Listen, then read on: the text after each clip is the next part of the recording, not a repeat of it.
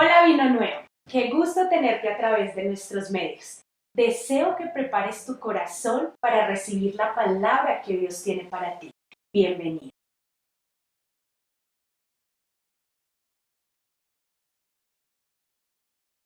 Antes de empezar, yo te voy a pedir que me acompañes y que podamos orar por este tiempo, ¿vale? Amado Espíritu Santo, hoy nos presentamos como iglesia, Señor. Nos presentamos como uno solo y en el nombre de Jesús queremos pedirte, encuentra buena tierra, que nuestros corazones sean buena tierra. Tierra en la que tu palabra dé el fruto y cumpla tu propósito en el nombre de Jesús. Señor, quita, desarraiga todo aquello que nos quiere distraer en esta hora. Todo aquello que quiere robar tu palabra, todo aquello que quiere hacer desviar nuestra mirada y nuestra atención de ti, Señor. En el nombre de Jesús, como uno solo, como iglesia, te pedimos, háblanos, Señor, háblanos. Tu palabra abraza y reconforta, pero también, si es necesario, Dios, corrígenos. Y en el nombre de Jesús te queremos pedir que no salgamos igual como entramos, Señor. Que tu palabra hoy haga algo especial en nosotros, que cumpla tu propósito, Señor. Tu palabra es un aviso, Dios, de lo que debemos hacer, pero también de lo que no debemos hacer. Y conforme a esta verdad, Señor, ayúdanos a tomar decisiones conforme a tu palabra. En el nombre de Jesús. Amén y amén. Listo, iglesia. ¿Recuerdan cuál es la serie que estamos tratando todos estos domingos? ¿La recuerdan? Se llama Preparándonos para la Conquista. Y hemos visto a través del libro de Josué y de la enseñanza que Dios ha traído a la iglesia ciertas pautas y ciertos principios para conquistar en nuestras vidas. ¿Todos están conmigo? ¿De acuerdo? Listo. Y hoy vamos a ir a Josué 7. Yo sé que trajeron sus Biblias, que puedan ir sacándolas, los que tienen sus Biblias en el celular, que lo puedan sacar. Y mientras ustedes encuentran esa palabra, yo quiero colocarlos en contexto. ¿Listo? Libro de Josué es un libro que nos habla acerca de las conquistas del pueblo de Dios, de Israel, y cómo muchas veces entraron en batallas para ir y guerrear por la tierra prometida. Y el libro de Josué empieza como Josué toma o releva en ese llamado a Moisés, y ahora él es el líder que Dios va a instruir para guiar a su pueblo. Y antes de que comencemos con Josué 7, yo quiero detenerme solo un momentico en Josué 6. Josué 6 relata cómo Jericó cae. Dios le da esa victoria al pueblo de Israel. Dice la Biblia que Dios le da la instrucción al pueblo que durante 6 días den una vuelta a Jericó. Pero que en el 7º día den 7 vueltas y al final griten. Y después de ese grito, ¿qué es lo que sucedió? Las murallas cayeron. O sea, eso es una victoria gloriosa, es algo milagroso, algo que no le cabe en la cabeza a ningún estratega militar. ¿Cómo es que dando vueltas a una ciudad Dios les da la victoria? Pero Dios lo hace. Amén. Pero después de que da esa victoria, solo para ponerlos en contexto, hay una instrucción de parte de Dios hacia su pueblo. Josué 6:17, tranquilos, no lo coloquen arriba, solo lo voy a mencionar. En Josué 6:17 dice: Jericó y todo lo que hay en la ciudad debe ser destruido por completo. Es Dios el que le habla a su pueblo. Luego en el versículo 18 dice: no se queden con ninguna cosa que esté destinada para ser destruida, pues de lo contrario ustedes mismos serán destruidos por completo y traerán desgracia al campamento de Israel. ¿Qué es eso? Una orden de parte de Dios. Les estoy entregando Jericó, pero tengan cuidado. No tomen nada de lo que yo les he ordenado no tomar. Es directa, no hay lugar a confusión. Dios les dijo algo específico. Dejémoslo ahí. Y ahora sí pasamos a Josué 7. ¿Todos están en Josué 7? Vamos a leer toda esta historia, pero vamos a escudriñar la palabra. ¿Listo? Josué 7 comienza con un título muy particular. Jai derrota a los israelitas. Jai era una ciudad muy pequeña. Después de Jericó seguía Jai. Después de conquistar Jericó, lo que seguía era Jai. Y vamos a comenzar. ¿Listo? Josué 7:1 dice: sin embargo, Israel desobedeció las instrucciones sobre lo que debía ser apartado para el Señor. Un hombre llamado Acán había robado algunas de esas cosas consagradas, así que el Señor está muy enojado con los israelitas. La palabra es muy sabia. De una vez ya entra diciendo qué fue lo que sucedió. Versículo 6. Dios les dice: mano, no tome esto, no agarren esto, porque he dado la orden específica de que no tomen esto, de que no tomen ciertos objetos, ciertas cosas. Yo les he dado la orden de que no lo guarden para sí, sino que tiene que ser destruido. Pero Josué 7:1 de una vez entra diciendo: hubo alguien que tomó algo que Dios había dicho que no debían tomar. O sea, desobedeció directamente la palabra de Dios. Versículo 2. Acompáñenme y vayan metiéndose en la película, porque esta es una historia que realmente es muy apasionante. Dice, versículo 2: Josué envió a algunos de sus hombres desde Jericó para que espiaran la ciudad de Jai, que está al oriente de Betel, cerca de Bet-Aven. Cuando regresaron, le dijeron a Josué: ¿sabes? No es necesario que todos vayamos a Jai.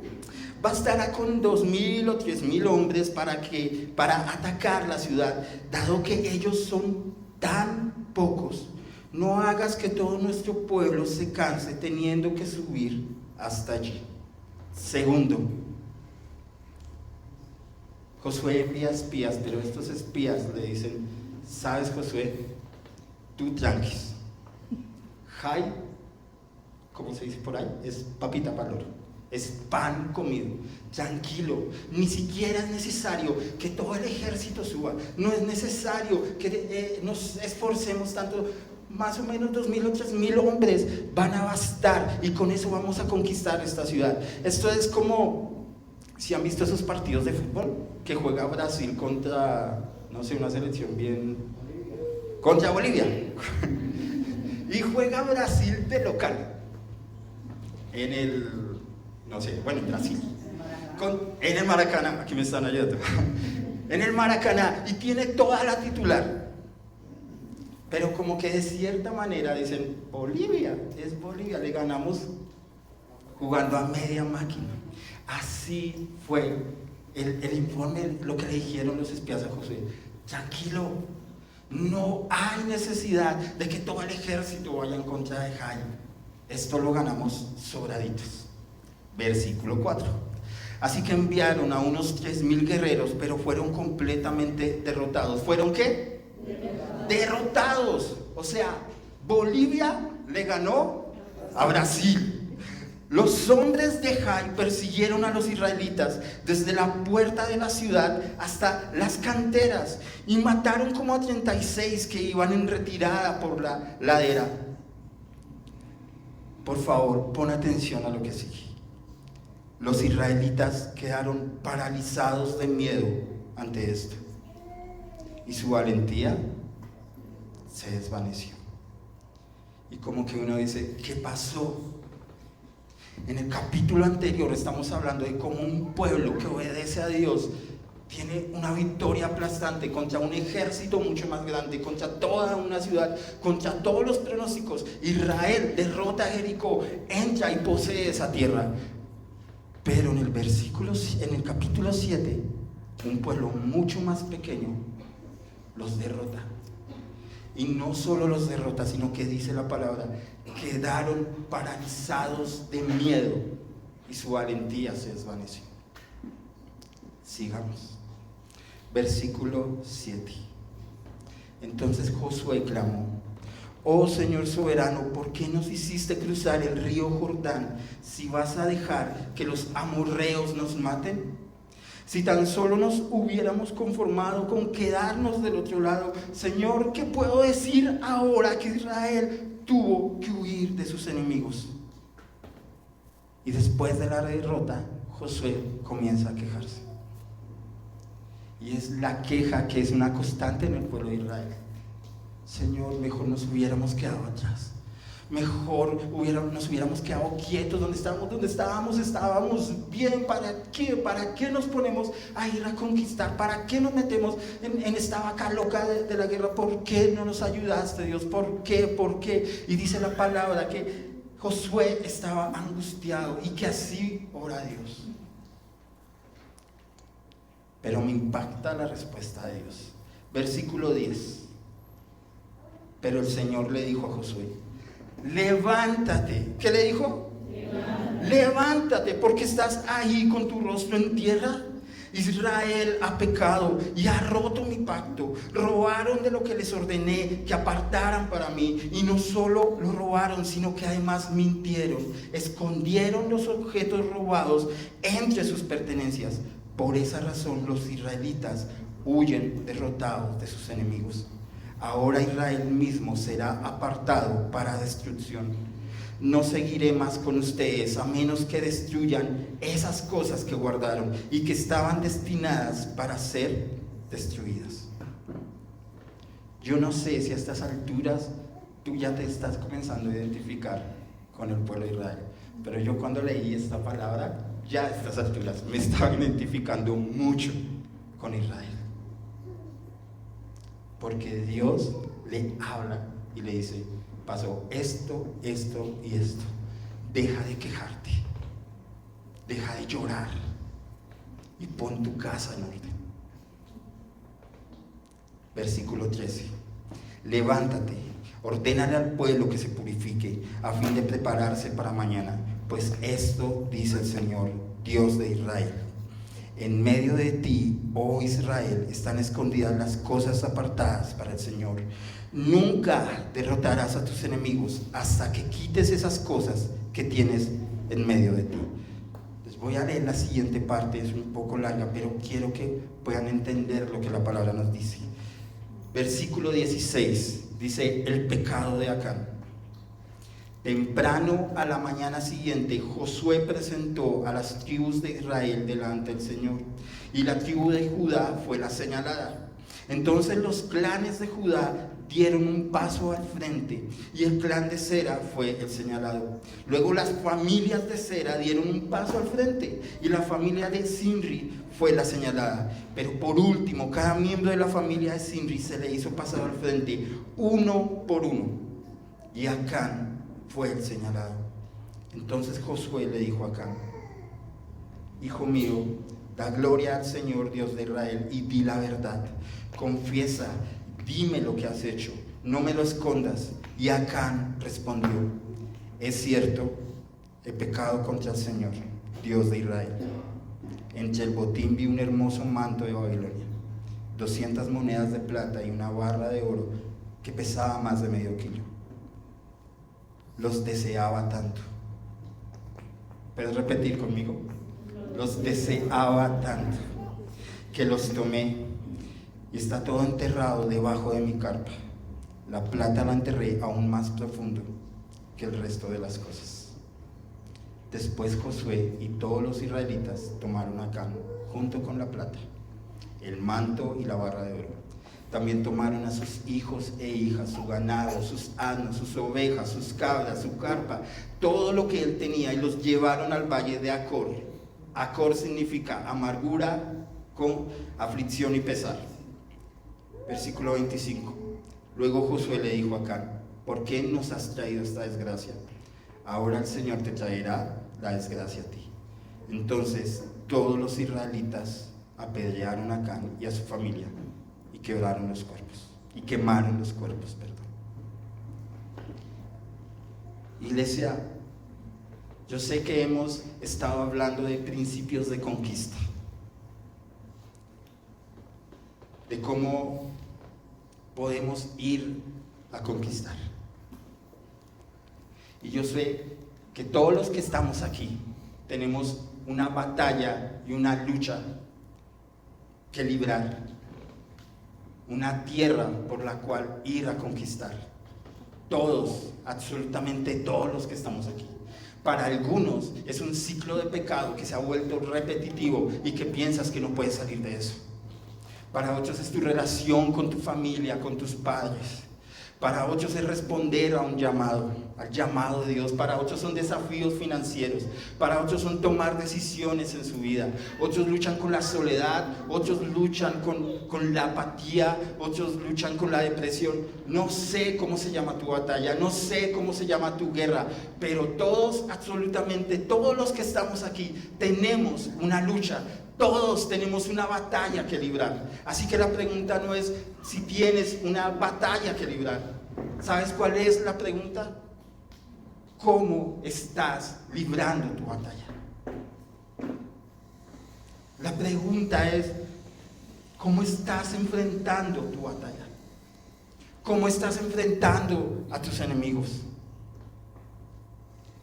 Esta palabra me enseña 4 principios los cuales Dios me está hablando.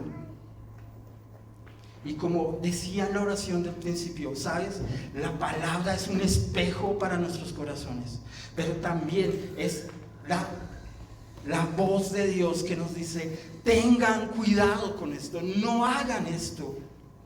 La palabra se revela constantemente como la voz de Dios que nos avisa aquello que no debemos hacer y aquello que debemos hacer.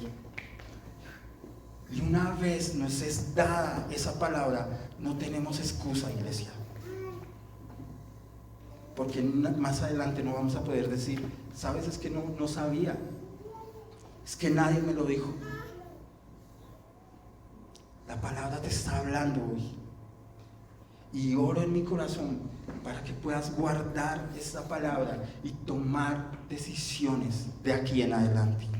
Y el primer principio que quiero que veamos: no subestimes al enemigo. ¿Cómo se llama? No subestimes al enemigo. Otra vez. No subestimes al enemigo. Más duro. No subestimes al enemigo. ¿Saben cuál es la mayor victoria de Satanás? Es mantenerte ocupado en las cosas del mundo. Es mantenerte distraído de las cosas espirituales. Es mantenerte alejado e indiferente de lo espiritual. Es ocuparte con otras cosas. Segunda de Corintios 2:11 dice que no ignoremos las maquinaciones del enemigo, que no dejemos que él gane terreno. ¿Sabes cuál es nuestro problema? Que muchas veces subestimamos lo espiritual y ponemos otras cosas por encima.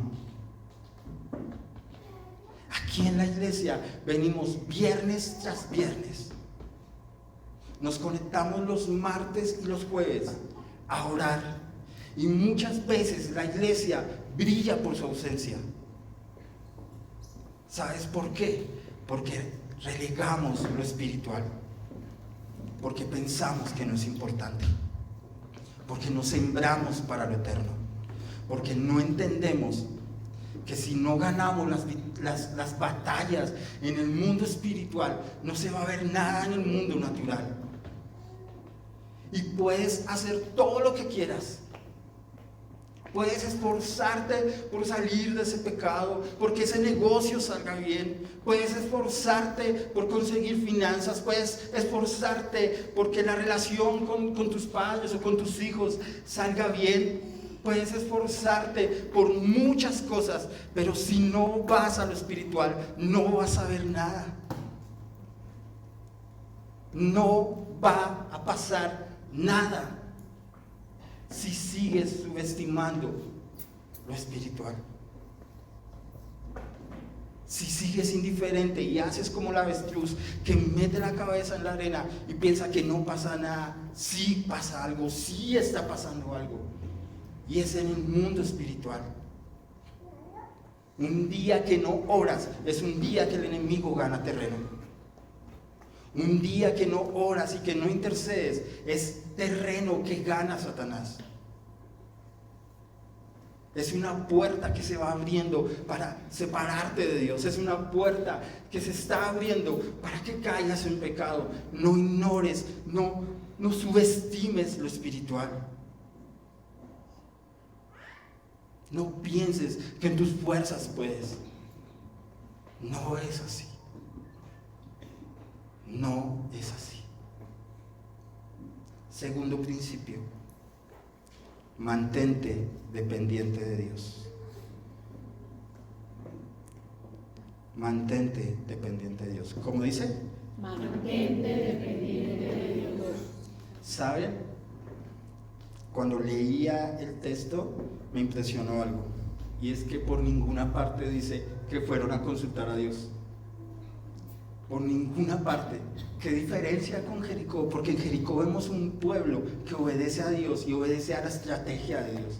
Dios les dijo, tienen que dar 7 vueltas a Jericó, y el pueblo obedeció. Tienen que gritar, y el pueblo obedeció. Pero aquí no pasa nada de eso. Simplemente confiaron en sus fuerzas. Confiaron que el ejército que tenía, ni siquiera el ejército completo iba a poder con esa ciudad. 2,000 o 3,000 hombres bastarían, pero nadie fue a consultar a Dios. Nadie le dijo, Dios, por favor, dinos qué hacer, ayúdanos, sino que tomaron la posición de la autosuficiencia, que es algo que va en nuestros corazones. No nos gustan que nos digan qué hacer, sino que hacemos la nuestra. Iglesia, hace 8 días estamos hablando en segundo nivel sobre las finanzas, y recordaba un estudio que hicimos con los jóvenes de la iglesia en los grupos de conexión. Y estábamos viendo atributos de Jesús y cómo se presentaba Jesús a través de la Biblia. Y dice la palabra que Él se presenta como pan de vida, como agua de vida eterna, como el camino, la verdad, la vida. Pero me impresionaba algo. Nosotros no tenemos problemas con un Jesús que es Salvador.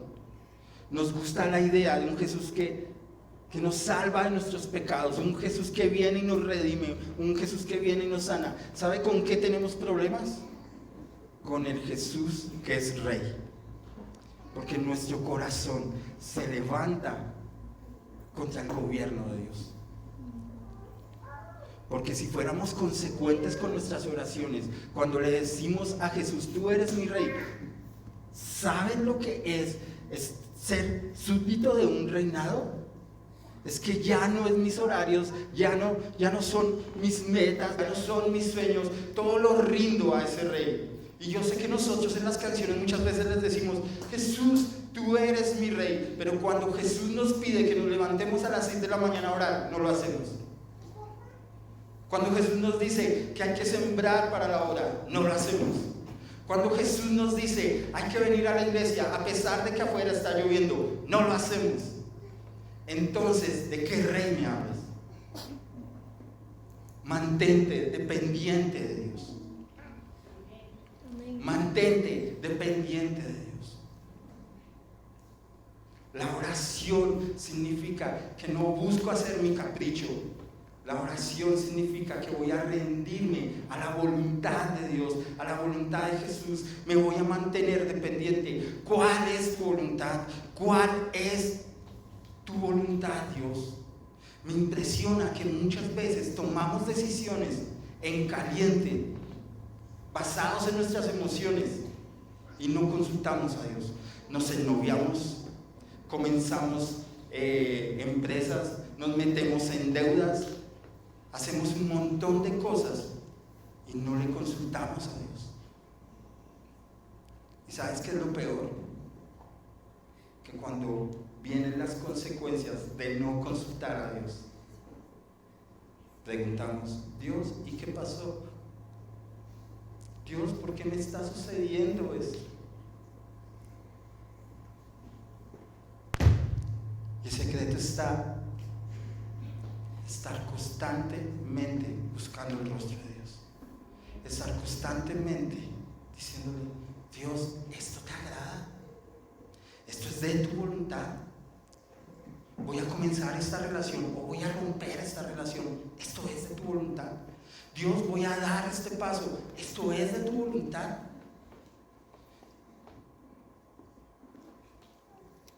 Tercer principio.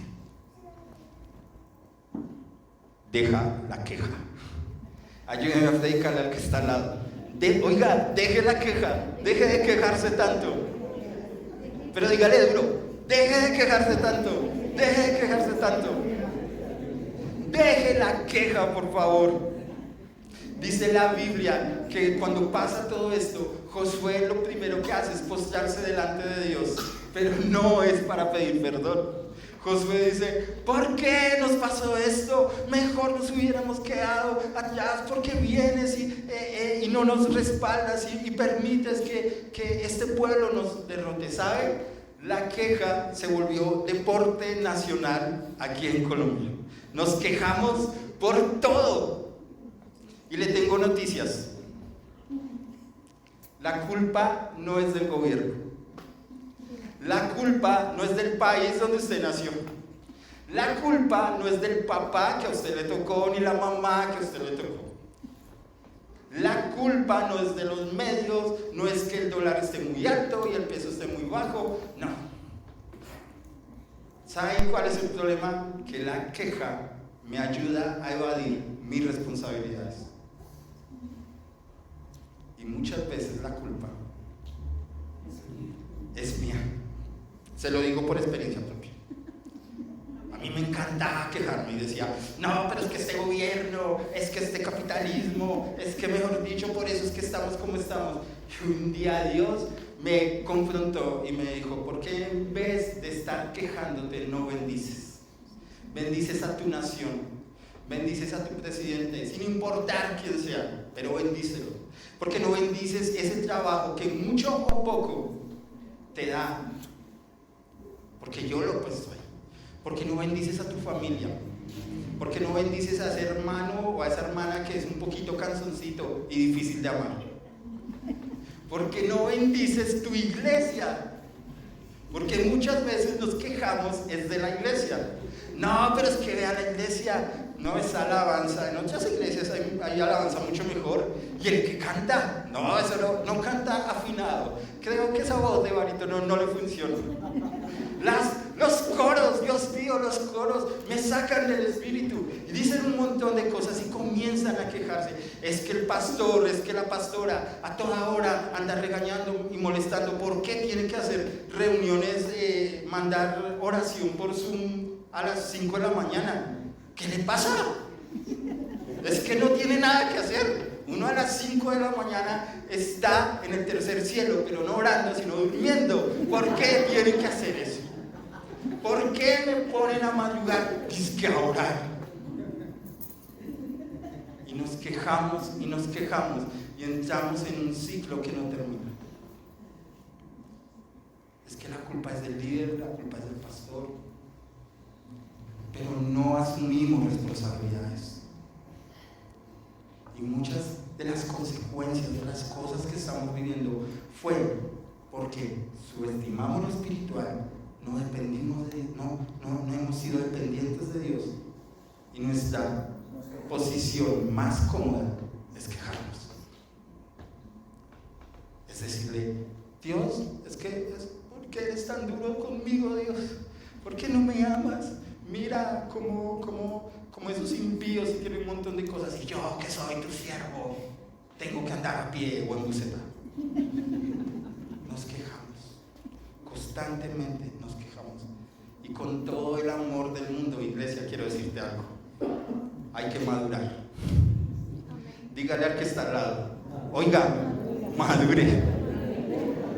Ahora coja al otro que está al otro lado, oiga, madure.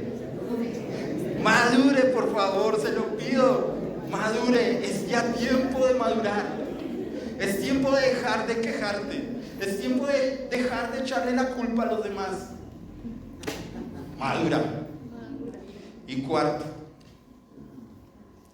hay algo que yo he llamado, y tomando el ejemplo de Edgar, que le encanta hacer esas cosas, como algo que se llama CAO. Repita conmigo. CAO. C-A-O. ¿Cómo? CAO. ¿Saben qué significa CAO? ¿Saben que cuando leía esta palabra también hubo algo que me impactó? ¿Quién fue el que trajo el pecado? ¿Quién fue el que tomó cosas que Dios había dicho que no debían tomar? Can, ¿sí o no? Yo no sé si pasé por alto, estoy casi seguro que no, pero yo no veo en ningún lado que Can haya ido y confesado su pecado, por lo menos de manera voluntaria. No lo veo. Si ustedes ven qué sucedió, Dios le dice a Josué: hay pecado en el pueblo, así que tienen que ir hasta la tribu, luego tienen que ir hasta la familia, luego tienen que ir hasta donde yo no sé qué, y por allá al final lo sacan de lo último de la fila y le dicen: Can, ven para acá y confiesa tu pecado. Y cuando Can ya se ve que está descubierto, dice: sí, yo pequé. Pero nunca hubo confesión voluntaria de parte de Can. ¿Quieres ganar tus batallas? Comienza por confesar. Comienza por confesar qué es eso que está mal en tu relación con Dios. Comienza por confesar qué es lo que está sucediendo en tu vida que te está alejando de Dios. Llámese como se llame. Tal vez dejaste de pasar tiempo con Dios y lo reemplazaste por un celular. Tal vez has comenzado a ver páginas en internet que no debías ver. Tal vez has dejado de tener un corazón sembrado para la obra. Tal vez no has perdonado. Tal vez persistes y persistes y persistes en algo que hace rato Dios te dijo que era pecado, pero obstinadamente seguiste. Y hay que confesarlo, iglesia. Yo quiero que podamos entender una cosa. El Dios del Antiguo Testamento, el Dios del Nuevo Testamento y el Dios de hoy, que está hoy acá, cuya presencia está en este lugar, es el mismo. Dios no ha cambiado. La palabra dice que Dios es santo, santo y santo. La palabra enseña que Él no tiene comunión con las tinieblas, que Él no tiene comunión con el pecado. Dice que su juicio es justo. ¿Por qué nosotros albergamos pecado en nuestro corazón obstinadamente cuando Él hace rato nos ha dicho: deja esto? ¿Por qué persistimos en aquello que no es voluntad de Dios, aún sabiéndolo? Y espero que a estas alturas Dios te esté hablando. Espero que a estas alturas el Espíritu Santo te esté convenciendo para arrepentimiento. Después de la confesión sigue arrepentimiento. La raíz de la palabra arrepentimiento es metanoia. ¿Saben qué quiere decir? Cambio de mentalidad. Quiere decir que dejo lo pasado, miro a Cristo y cambio. Él me cambia. Pero no voy a seguir revolcándome en lo mismo. Voy a tomar una decisión. Y último, obedecer.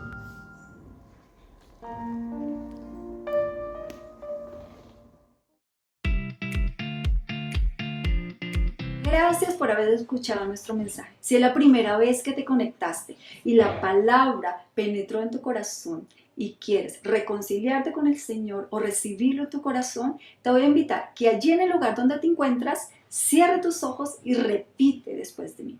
Señor Jesús, te entrego mi corazón, te pido que vengas y habites como mi Señor, como mi Salvador. Hoy yo te pido que escribas mi nombre en el libro de la vida porque quiero ser parte de ti y que tú seas parte de mí. Si repetiste esta oración, te digo, bienvenido a la familia de Dios y bienvenido a la familia de Vino Nuevo. Dios te bendiga, nos vemos pronto. Amada familia Vino Nuevo, sabemos que Dios nos ha llamado a extender su reino y con nuestra generosidad aportamos a que muchas familias puedan conocer el nombre que cambia vidas, Jesús. Para hacer tus donaciones puedes enviarlo al número de Nequi 304-559-6261 o escanear el código QR que aparece en pantalla. Tu semilla cambia vidas.